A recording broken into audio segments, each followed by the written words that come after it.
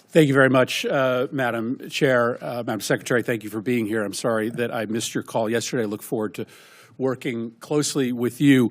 I say this with seriousness and respect, but your department is out of control. Let's talk about what happened in this Senate hearing, because Senator Chris Murphy didn't just criticize Secretary of Homeland Security Kristi Noem. He essentially put the entire Department of Homeland Security on trial in public view, and the implications of what he laid out are serious, structural, and frankly unsettling if you care about the rule of law. You are spending like you don't have a budget. You're on the verge of running out of money for the fiscal year. You are illegally refusing to spend funds that have been authorized by this Congress and appropriated by this committee. You are ignoring the immigration laws of this nation, implementing a brand new immigration system that you have invented that has little relation to the statutes that you are required, that you are commanded to follow, as spelled out in your oath of office.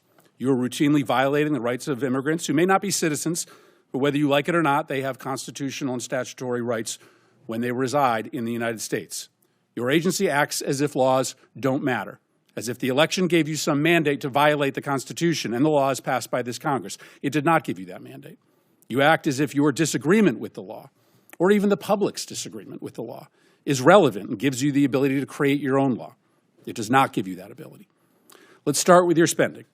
You are on track to trigger the Anti-Deficiency Act. That means you are going to spend more money than you have been allocated by Congress. This is a rare occurrence, and it is wildly illegal.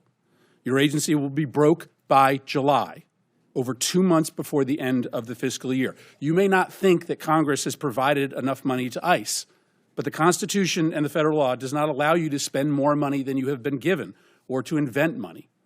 And this obsession with spending at the border, as the chairwoman mentioned, has left the country unprotected elsewhere. The security threats to the United States are higher, not lower, than when Trump came to office. To fund the border, you have illegally gutted spending for cybersecurity. As we speak, Russian and Chinese hackers are having a field day attacking our nation. You've withdrawn funds for disaster prevention. Storms are going to kill more people in this country because of your illegal withholding of these funds. Your myopia about the border, fueled by President Trump's prejudice against people who speak a different language, has shattered many of this country's most important defenses. Now let's talk about the impoundments. When Congress appropriates funds for a specific purpose, the administration has no discretion as to whether to spend or not spend that money unless you go through a very specific process with this committee. Let me give you two of many instances of this illegal impoundment. The first is the Shelter and Services Program. Senator Britt may want to zero that account out, but that account is funded, and it was funded in a bipartisan way. You don't like the program. Your policy is to treat migrants badly. I think that's abhorrent, but it doesn't matter that you don't like the program. You cannot cancel spending in this program, and you cannot use the funds as you have to fund other things, like ICE. You have also canceled citizenship and integration grants, which help lawful permanent residents become citizens, helping them take the citizenship test. I know your goal is to try to make life as hard as possible for immigrants, but that goal is not broadly shared by the American public. That's why Congress, in a bipartisan way, for decades, has funded this program to help immigrants in this country become citizens. Now let's talk about why encounters at the southern border are down so much. This is clearly going to be your primary talking point today. You will tell us that it represents a success. But the primary reason why encounters are down is because you are brazenly violating the law every hour of every day. You are refusing to allow people showing up at the southern border to apply for asylum. I acknowledge that you don't believe that people should be able to apply for asylum, but you don't get to choose that. The White House doesn't get to choose that. The law requires you to process people who are showing up at the border and who claim asylum. Why? Because our asylum law is a bipartisan commitment, an effort to correct for our nation's unconscionable decision to deny entry to Jews to this country who were being hunted and killed by the Nazis. Our nation, Republicans and Democrats, decided, wrote it into law, that we would not repeat that horror ever again, and thus we would allow for people who were fleeing terror and torture to come here, arrive at the border, and make a case for asylum. Finally, let's talk about these disappearances.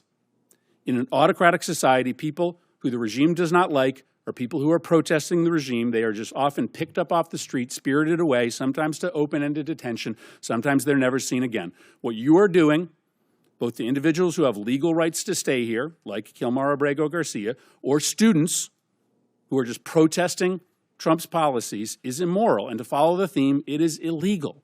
You have no right to deport a student visa holder with no due process simply because they have spoken in a way that offends the president. You can't remove migrants who a court has given humanitarian protection from removal. Now, reports suggest that you are planning to remove immigrants with no due process and send them to prisons in Libya. Libya is in the middle of a civil war. It is subject to a level 4 travel advisory, meaning we tell American citizens never to travel to Libya. We don't have an embassy there because it is not safe for our diplomats. Sending migrants with pending asylum claims into a war zone just because it's cruel is so deeply disturbing. Listen, I understand that my Republican colleagues on this committee don't view the policy the way that I do. My Republican colleagues don't share my level of concern for the way that this administration treats immigrants. That's fine. But what I don't understand is why we don't have consensus in the Senate and on this committee on the decision by this administration to impound the spending that we have decided together to allocate in defense of this nation. We as an appropriations committee, we work interminable hours to write and pass a budget. This budget is really hard to write and pass. And so we make ourselves irrelevant when we allow the administration to ignore what we have decided. And then when we look the other way, when the administration rounds up immigrants who are here illegally and have committed no offenses worthy of detainment, we also do potential irreversible damage to the Constitution. These should not be partisan concerns, destroying the power of Congress, eroding individuals' constitutional rights. This should matter to both parties. Madam Secretary, thank you for being here, and I look forward to your testimony. What makes Murphy's closing argument powerful is that he doesn't just aim it at Secretary Noem. He aims it at Congress. He warns that when lawmakers allow the executive branch to ignore appropriations, to detain people without cause, and to erode due process, Congress makes itself irrelevant. This isn't just about immigration. It's about whether laws passed by elected representatives actually matter. Murphy says it plainly. Eroding constitutional rights should never be partisan. So here's why I keep coming back to this hearing, and why I don't think it's getting the attention it deserves. Because this wasn't one of those moments where a senator is just trying to dunk on a cabinet secretary for a clip. This wasn't about sound bites. This wasn't about party talking points. This felt like someone inside the system realizing, oh, this is starting to slip. And when you listen closely to Murphy, that's the tone you hear. Not outrage for the cameras, concern. The kind of concern that comes from realizing the rules you thought everyone agreed to are suddenly being treated like suggestions. That's the through line here. Not immigration, not left versus right, not border politics. It's the idea that laws only matter if the people in power feel like following them. Because once an administration decides it can spend money Congress didn't authorize, withhold money Congress explicitly approved, ignore court orders, block asylum claims entirely, and quietly move people around without due process, that's not tough enforcement. That's something else. And here's the uncomfortable part.